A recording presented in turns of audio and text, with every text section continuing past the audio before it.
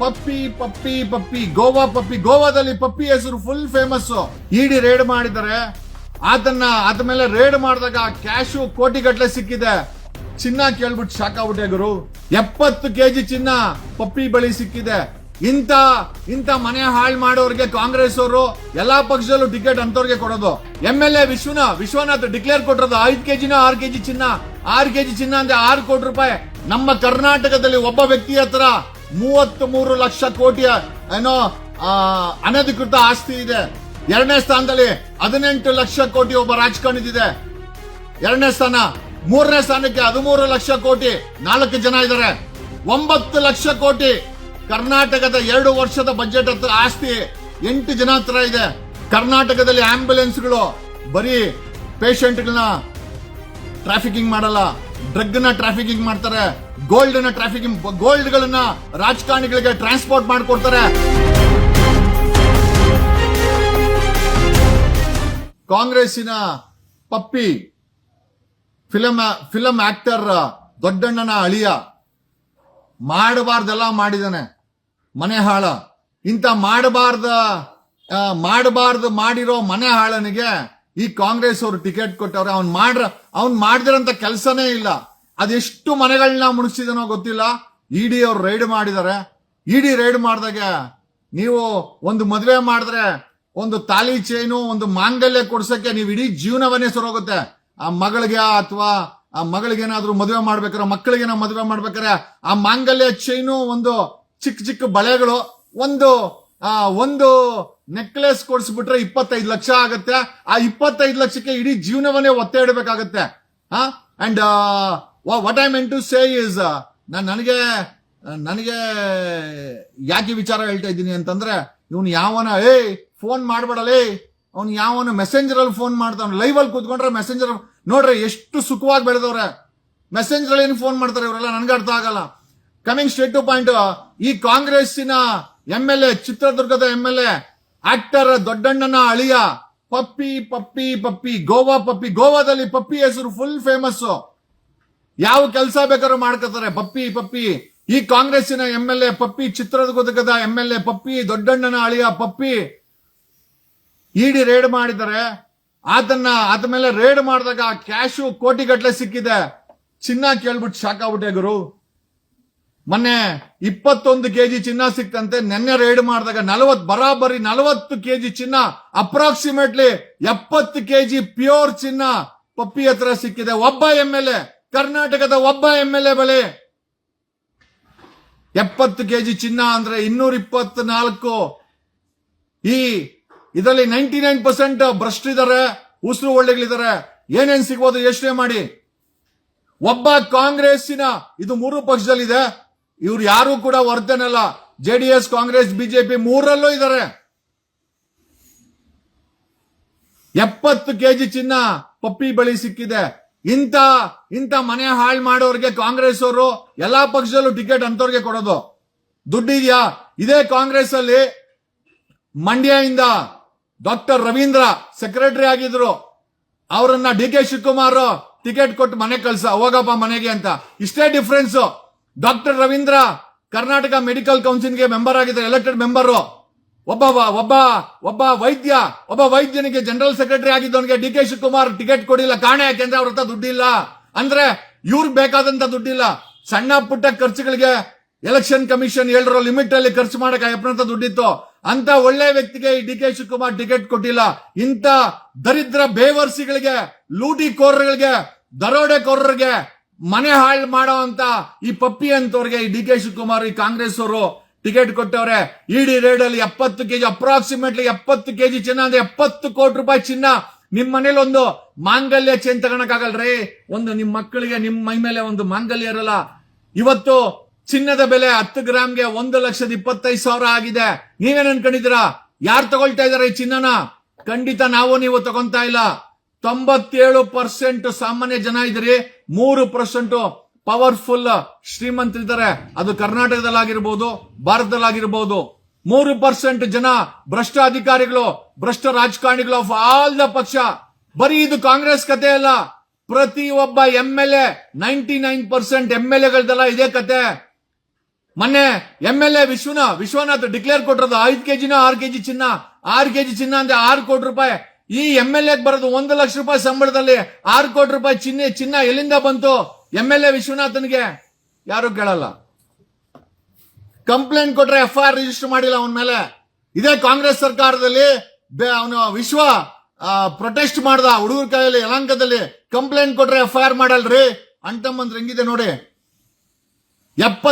Approximately 70 KG ಚಿನ್ನ ಇಡಿ ವಶಪಡಿಸ್ಕೊಂಡಿದೆ ಅಂತಂದ್ರೆ ನೀವು ಕೇಳ್ಬೋದು, ಈ ಪಪ್ಪಿಗಿಂತ ವೆಲ್ತ್ ಲಿಸ್ಟ್ ಅಲ್ಲಿ ಇದರ ಅಂತ. ನೀವು ನಂಬ್ತಿರೋ ಇಲ್ಲ. ಒಂದು ಇಂಟೆಲಿಜೆನ್ಸಿ ಇನ್ಪುಟ್ ಕೊಡ್ತೀನಿ. ನಮ್ಮ ಕರ್ನಾಟಕದಲ್ಲಿ ಒಬ್ಬ ವ್ಯಕ್ತಿ ಹತ್ರ 33 ಲಕ್ಷ ಕೋಟಿ ಅನಧಿಕೃತ ಆಸ್ತಿ ಇದೆ. 33 ಲ್ಯಾಕ್ ಕ್ರೋರ್ಸ್. ಭಾರತದ ಬಜೆಟ್ 35 ಲಕ್ಷ ಕೋಟಿ. ಭಾರತದ 1 ವರ್ಷದ ಬಜೆಟ್ ಅಷ್ಟು ಒಬ್ಬ ರಾಜಕಾರಣಿ ಹತ್ರ ಆಸ್ತಿ ಇದೆ, ಅನಧಿಕೃತ ಆಸ್ತಿ ಇದೆ. ಇದು ಇಂಟೆಲಿಜೆನ್ಸಿ ರಿಪೋರ್ಟ್. ನಾನು ನಿಮ್ಗೆ ಹೇಳ್ತಾ ಇರೋದು. ನಾನು ಯಾವ್ದು ಸುಮ್ನೆ ಏನೋ ಬಾಯಿ ಚಪ್ಪಲಿಗೆ ನಿಮ್ಮ ಹತ್ರ ಹೇಳ್ತಾ ಇಲ್ಲ. 33,000 ಕೋಟಿ ಇದೆ ಬಿಟಿಕಾಯಿನ್ ಅಲ್ಲಿ. ಓವರ್ಸೀಸ್ ಇನ್ವೆಸ್ಟ್ಮೆಂಟ್ಸ್, ಆಮೇಲೆ ಒಡಿಕಲ್ ವಿದೇಶ ಬ್ಯಾಂಕ್ಗಳಲ್ಲಿ ದುಡ್ಡು. ಭಾರತದಲ್ಲಿ ಅವನ ಇನ್ವೆಸ್ಟ್ಮೆಂಟ್. ಕರ್ನಾಟಕದ ನಂಬರ್ 1 ಅನಧಿಕೃತ ಆಸ್ತಿ ಹೊಂದಿರುವಂತ ವ್ಯಕ್ತಿ. ಅವನ ಹೆಸರು ಹೇಳೋದು ಬೇಕಾಗಿಲ್ಲ. 33,000 ಕೋಟಿ ಅವನು ಗೊತ್ತಿದೆ. ನಾನು ಯಾರ ಬಗ್ಗೆ ಮಾತಾಡ್ತಾ ಇದ್ದೀನಿ ಅಂತ ಅವನು ಗೊತ್ತಿದೆ. ಎರಡನೇ ಸ್ಥಾನದಲ್ಲಿ 18 ಲಕ್ಷ ಕೋಟಿ. ನಾನು ಹೇಳ್ತಾ ಇರೋದು ಮೊದಲನೇ ಸ್ಥಾನದಲ್ಲಿ 33 ಲಕ್ಷ ಕೋಟಿ. ಭಾರತದ ಬಜೆಟ್ ಅಷ್ಟು ಒಬ್ಬನ ಹತ್ರ ಆಸ್ತಿ ಇದೆ ಅಂತ ನಂಬ್ತೀರಾ ನೀವು? ಎರಡನೇ ಸ್ಥಾನದಲ್ಲಿ 18 ಲಕ್ಷ ಕೋಟಿ ಒಬ್ಬ ರಾಜಕಾರಣಿದಿದೆ. ಎರಡನೇ ಸ್ಥಾನ. ಮೂರನೇ ಸ್ಥಾನಕ್ಕೆ 13 ಲಕ್ಷ ಕೋಟಿ 4 ಜನ ಇದ್ದಾರೆ. 9 ಲಕ್ಷ ಕೋಟಿ ಕರ್ನಾಟಕದ 2 ವರ್ಷದ ಬಜೆಟ್ ಹತ್ರ ಆಸ್ತಿ 8 ಜನ ಹತ್ರ ಇದೆ. 5 ರಿಂದ 6, 7 ಲಕ್ಷ ಕೋಟಿ ಹಣ ಅನಧಿಕೃತ ಆಸ್ತಿ ಹೊಂದಿರುವಂತ MLAಗಳ ಸಂಖ್ಯೆ 80 ರಿಂದ 90 ಇದೆ. ಅವ್ರ ಹತ್ರ ಹಿಂಗೆ ಸುಮ್ಮನೆ 7-8 ಲಕ್ಷ ಕೋಟಿ ಆಸ್ತಿ ಇದೆ ಅವ್ರ ಹತ್ರ. ಕರ್ನಾಟಕದವ್ರು ಹೇಳ್ತಾ ಇದ್ದೇನೋ. ನಾನು ಭಾರತದ ಸರ್ವೆ ಮಾಡ್ತಾ ಇಲ್ಲ. ಕರ್ನಾಟಕದಲ್ಲಿ ನಂಬರ್ 1 ಅನಧಿಕೃತ ಆಸ್ತಿ ಇರುವಂತ ರಾಜಕಾರಣಿಯ ಒಟ್ಟು ಮೌಲ್ಯ 33 ಲಕ್ಷ ಕೋಟಿ. ಇದು ನನ್ನ ಇನ್ಫಾರ್ಮೇಶನ್ ಅಲ್ಲ. ಸೆಂಟ್ರಲ್ ಇಂಟೆಲಿಜೆನ್ಸಿ ಅವರು ಹುಡುಕಿ ಸೀಕ್ರೆಟ್ ಆಗಿ ಮಡಗಿರೋ ಇನ್ಫಾರ್ಮೇಶನ್. 33 ಲಕ್ಷ ಕೋಟಿ ಒಬ್ಬ ರಾಜಕಾರಣಿ ಹತ್ರ ಆಸ್ತಿ ಇದೆ ಅನಧಿಕೃತವಾದಂತದ್ದು. ಕರ್ನಾಟಕದಲ್ಲಿ ಆಂಬ್ಯುಲೆನ್ಸ್ಗಳು ಬರೀ ಪೇಷಂಟ್ಗಳನ್ನ ಟ್ರಾಫಿಕಿಂಗ್ ಮಾಡಲ್ಲ, ಡ್ರಗ್ ನ ಟ್ರಾಫಿಕಿಂಗ್ ಮಾಡ್ತಾರೆ. ಗೋಲ್ಡ್ ಗಳನ್ನ ರಾಜಕಾರಣಿಗಳಿಗೆ ಟ್ರಾನ್ಸ್ಪೋರ್ಟ್ ಮಾಡ್ಕೊಡ್ತಾರೆ ಆಂಬ್ಯುಲೆನ್ಸ್ಗಳವರು ಅಂತ. ಎಲ್ಲರೂ ಅಲ್ಲ, ಕೆಲ ಆಂಬ್ಯುಲೆನ್ಸ್ಗಳು ಇದನ್ನ ಈ ಒಂದು ಟ್ರಾಫಿಕಿಂಗ್ ಮಾಡ್ತಾರೆ ಅಂತ ಮಾಹಿತಿ ಇದೆ. ಡ್ರಗ್ ಟ್ರಾಫಿಕಿಂಗ್ ಮಾಡ್ತವೆ ಅಂತ ಮಾಹಿತಿ ಇದೆ. ಇವ್ರಿಗೆ ಹೆಂಗ್ ಬೇಕೋ ಹಂಗೆ ವ್ಯವಸ್ಥೆಯನ್ನ ಕ್ರಿಯೇಟ್ ಮಾಡ್ಕೊಂಡಿದ್ದಾರೆ. ಕೇಳೋರಿಲ್ಲ, ಮಾಡೋರಿಲ್ಲ. ಒಬ್ಬ ಸಾಮಾನ್ಯ ಮನುಷ್ಯನ್ಗೆ 3 ಪಕ್ಷದವರು ಟಿಕೆಟ್ ಕೊಡಲ್ಲ. ನಿನ್ನ ಹತ್ರ ಹಣ ಇದ್ರೇನೆ. ಈ ಪಪ್ಪಿ ಅನ್ನೋನು ಒಂದು ಸಣ್ಣ ಇರುವೆ. ಇವನಿಗಿಂತ ಬ್ರಹ್ಮ ರಾಕ್ಷಸರು ಈ ಕರ್ನಾಟಕದ ರಾಜಕೀಯದಲ್ಲಿ ಅಧಿಕಾರದಲ್ಲಿ ಕೂತ್ಕೊಂಡು ಪ್ರತಿದಿನ ಲೂಟಿ ಮಾಡ್ತಾ ಇದ್ದಾರೆ. ಸತೀಶ್ ಜಾರಕಿಹೊಳಿ, DK ಶಿವಕುಮಾರ್ ಹೆಲಿಕಾಪ್ಟರ್ ತಗೊಂಡು ದೊಡ್ಡ ವಿಚಾರ ಅಲ್ಲ. ನಿಮ್ ಬಳಿ ಕಾರ್ ತಗೊಂಡ್ರೆ ಅದು EMI ಕಟ್ತೀರಾ, ಅದು ನಿಮ್ಮ ಹತ್ರ ಉಳ್ಕೊಂಡ್ರೆ ಖಂಡಿತವಾಗಿ ಅದೊಂದು ದೊಡ್ಡ ವಿಚಾರ. ಸತೀಶ್ ಜಾರಕಿಹೊಳಿ ಬೆಜ್ಜಾನ್ ಕಾಸಿದೆ, ಬೆಜ್ಜಾನ್ ಅಧಿಕಾರದಲ್ಲಿ ಮಾಡ್ತಾರೆ. DK ಶಿವಕುಮಾರ್ ಮಾಡ್ಕೊಂತಾನೆ. 3 ಪಕ್ಷದಲ್ಲಿ ಭ್ರಷ್ಟಾಚಾರ ಮಾಡುವಂತ MLAಗಳ ಸಂಖ್ಯೆ ಅತಿ ಹೆಚ್ಚಾಗಿದೆ. ಇವ್ರಿಗೆ ಸಪೋರ್ಟ್ ಕೊಡಕ್ಕೆ ಕೆಲವು ಭ್ರಷ್ಟ IAS, ಕೆಲವು ಭ್ರಷ್ಟ IPSಗಳು, ಟಾಪ್ ಆಫೀಸರ್ಗಳು ಕೆಲಸ ಮಾಡ್ತಾರೆ. ಈ ಮಟ್ಟಕ್ಕೆ ಕರ್ನಾಟಕದ ಭ್ರಷ್ಟಾಚಾರ ಎಕ್ಕುಟ್ಟೋಗಿದೆ.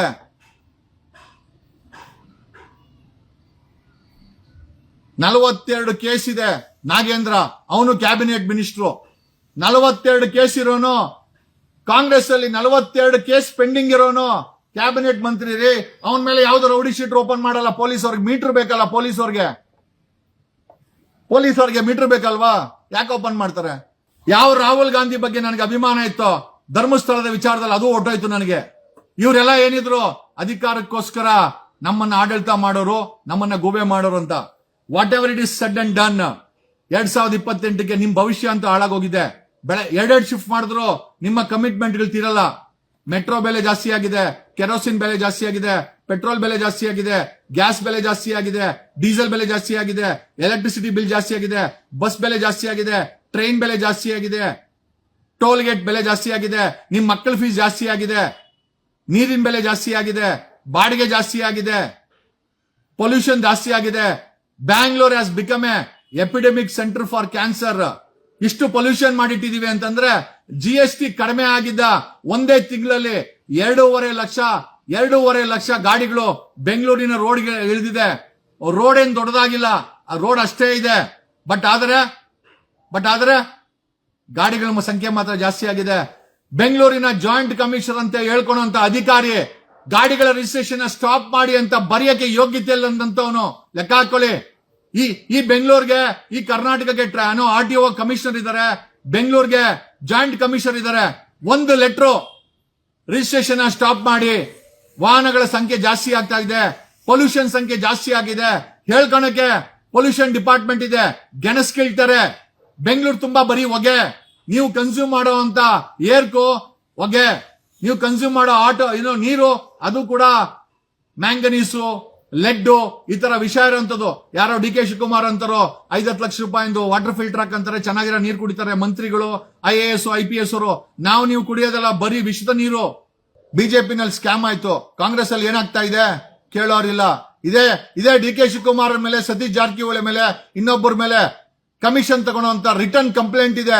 CM ಸಿದ್ದರಾಮಯ್ಯ ಆಕ್ಷನ್ ಮಾಡಲ್ಲ. CM ಸಿದ್ದರಾಮಯ್ಯಗೆ ತನ್ನ CM ಕುರ್ಚಿನ ಉಳಿಸ್ಕೊಳ್ಳೋದೇ ಒಂದು ದೊಡ್ಡ ಸಾಧನೆ. ಇನ್ ಕುಮಾರಸ್ವಾಮಿ ಅವ್ರ ಅಣ್ಣನ ಮಗ ಕನ್ವಿಕ್ಷನ್ ಆದ್ಮೇಲೆ ಅಂತೂ ಫುಲ್ ವೀಕ್ ಆಗ್ಬಿಟ್ಟವ್ರೆ. ಈಗ ಕರ್ನಾಟಕಕ್ಕೆ ಒಂದು ಆಲ್ಟರ್ನೇಟಿವ್ ಪೊಲಿಟಿಕ್ಸ್ ಬೇಕಾಗಿದೆ. We need N alternative politics. ನನ್ನ ಸ್ವಾರ್ಥಕ್ಕೆ ಏನೂ ಅಲ್ಲ. ನಿಮ್ ಮಕ್ಕಳು ಚೆನ್ನಾಗಿರ್ಬೇಕು, ನಿಮ್ ಮಕ್ಕಳು ನಗಬೇಕು, ನಿಮ್ ಮಕ್ಕಳು ಕಷ್ಟಪಡ್ಲಿ, ಹಿಂಸೆ ಪಟ್ಟು ಜೀವನ ಮಾಡೋದ್ ಬೇಕಾಗಿಲ್ಲ. ಒಬ್ಬ ಆಟೋ ಡ್ರೈವರ್ ಆಗಿರ್ಬೋದು, ಕ್ಯಾಬ್ ಡ್ರೈವರ್ ಆಗಿರ್ಬೋದು, ಕಸ ಗುಡಿಸೋ ಪೌರ ಕಾರ್ಮಿಕರಾಗಿರ್ಬೋದು, P1ಗಳಾಗಿರ್ಬೋದು, IT ಕಂಪನಿಗಳು ಹೋಗಾಗಿರ್ಬೋದು, ನಮ್ಮಂತ ಲಾಯರ್ ಆಗಿರ್ಬೋದು, ಡಾಕ್ಟರ್ಸ್ ಆಗಿರ್ಬೋದು, ಇಂಜಿನಿಯರ್ಸ್ ಆಗಿರ್ಬೋದು, ಬಿಸ್ನೆಸ್ ಮೆನ್ಗಳು, ಸಣ್ಣ ಪುಟ್ಟ ಬಿಸ್ನೆಸ್ ಮೆನ್ಗಳಾಗಿರ್ಬೋದು, ಯಾರು ಕೂಡ ನೆಮ್ಮದಿಲಿಲ್ಲ. ಎಲ್ಲರಿಗೂ ಬೆಳಗ್ಗೆ ಆದ್ರೆ ಬರೀ ಟ್ಯಾಕ್ಸ್ ಟ್ಯಾಕ್ಸ್ ಟ್ಯಾಕ್ಸ್, ತೆರಿಗೆ ತೆರಿಗೆ ತೆರಿಗೆ ತೆರಿಗೆ. ನಿಮ್ಮನ್ನ 60-70% ನಿಮ್ಮ ಸಂಪಾದನೆಯನ್ನ ಬರೀ ಟ್ಯಾಕ್ಸ್ ಅಲ್ಲೇ ಉಡಾಯಿಸ್ತೀರಾ. ಅಷ್ಟಾದ್ರೂ ದೇಶದ ಸಾಲ ಮೋದಿ ಬಂದ್ಮೇಲೆ ನಾನ್ ಕೇಳೋದೇನು ಅಂತಂದ್ರೆ, ಅಲ್ರೋ ಬೇವರ್ಸಿಗಳ ಚಿನ್ನದ ರೋಡ್ ಹಾಕ್ಸ್ತೀನಿ ಅಂತಂದ್ರಲ್ಲ, 130 ಲಕ್ಷ ಕೋಟಿ ಸಾಲ ಮಾಡಿಟ್ಟಿದ್ದನಲ್ಲ ಮೋದಿ. ಇದೇ ಸಿದ್ದರಾಮಯ್ಯನ ಸರ್ಕಾರದ ಸಾಲ 8 ಲಕ್ಷ ಕೋಟಿ ಇದೆ. ಇವ್ರು ಏನು ಮಾಡಲ್ಲ. ಭಾಗ್ಯ ಇನ್ನೊಂದು ಭಾಗ್ಯ ಅಡಿಷನ್ ಮಾಡ್ಕೊಳ್ಳಿ. ಸಾಲದ ಭಾಗ್ಯ ರಾಜ್ಯ ಸರ್ಕಾರದ, ಕೇಂದ್ರ ಸರ್ಕಾರ ನೀವೇ ತೀರಿಸಬೇಕು, ನಿಮ್ ಮಕ್ಕಳು ತೀರಿಸಬೇಕು. ನಾನೊಬ್ಬ ಹಿಂದೂ, ನಾನೊಬ್ಬ ಮುಸಲ್ಮಾನ್ ಅಂತ ಬರೆದ್ರೆ ನಿಮ್ಮನ್ನ ಒಡೆದಾಡಕ್ಕೋಸ್ಕರ ಇದನ್ನ ಮಾಡ್ತಾ ಇರೋದು ಸಿದ್ದರಾಮಯ್ಯ ಸರ್ಕಾರ. ನಿಮ್ಮನ್ನ ಹೊಡಿಬೇಕು. 2028ಕ್ಕೆ ಕಾಂಗ್ರೆಸ್ ಗೆಲ್ಬೇಕು ಅಂತಂದ್ರೆ ಈ ರೀತಿ ಜಾತಿ ಸಮೀಕ್ಷೆ ಮಾಡಬೇಕು. ಬಿಜೆಪಿ ಏನು ಕಡಿಮೆ ಇಲ್ಲ, ಅವರು ಕೂಡ ಅದೇ ತರ ಇದಾರೆ. JDS ಇಬ್ಬರಿಗೂ ಅಂಟಮರಿದ್ದಂಗೆ, ಒಂಥರ ಕಾರ್ಡ್ ಇದ್ದಂಗೆ, ಸೆಂಟರ್ ಕಾರ್ಡು ಇವ್ರಿಬ್ಬರಿಗೂ ಆಗುತ್ತೆ. ಏನೇ ಸ್ನೇಹಿತರೆ, ಎಲ್ಲ ವಿಚಾರಗಳನ್ನ ಮಾಡ್ತಾ ಸಂಜೆ ಇವತ್ತು 7 ಗಂಟೆಗೆ ಭ್ರಷ್ಟ ಪೊಲೀಸರ ಫೋನ್ ಇನ್ ಕಾರ್ಯಕ್ರಮ ಮಾಡೋಣ ಅಂತಿದ್ದೀವಿ. ನಿನ್ನೆ ಕಾರಣಾಂತರಗಳಿಂದ, ಟೆಕ್ನಿಕಲ್ ಸಮಸ್ಯೆಗಳಿಂದ ಅದನ್ನ ಮಾಡ್ಲಿಕ್ಕಾಗಿಲ್ಲ. ಇವತ್ತು 7 ಗಂಟೆಗೆ ಫೋನ್ ಇನ್ ಕಾರ್ಯಕ್ರಮ ಮಾಡ್ತಾ ಇದ್ದೀವಿ. ಸಾಧ್ಯವಾರೆ ಈ ಕರ್ನಾಟಕದ ಪೊಲೀಸರ ಬಗ್ಗೆ ಬರೀ ಕೆಟ್ಟದ್ದೇ ಅಂತಲ್ಲ, ಒಳ್ಳೇದೂ ಇದೆ. ಪೊಲೀಸರ ಬಗ್ಗೆ ಒಳ್ಳೇದೂ ಇದೆ. 1 ಲಕ್ಷ ಕಾನ್ಸ್ಟೇಬಲ್ಗಳಿಗೆ 1 ಲಕ್ಷ ರೂಪಾಯಿ ಸಂಬಳ ಮಾಡೋವರೆಗೂ ನಮ್ಮ ಹೋರಾಟ ಕೂಡ ನಿಲ್ಲಲ್ಲ. ನಾನು ಅವ್ರನ್ನ ಪ್ರಶ್ನೆ ಮಾಡಬಹುದು, ಬೈಬಹುದು, ಕೇಳಬಹುದು. At the same time 1 lakh police ಕಾನ್ಸ್ಟೇಬಲ್ಗಳಿಗೆ 1 ಲಕ್ಷ ರೂಪಾಯಿ ಸಂಬಳ ಮಾಡಬೇಕು.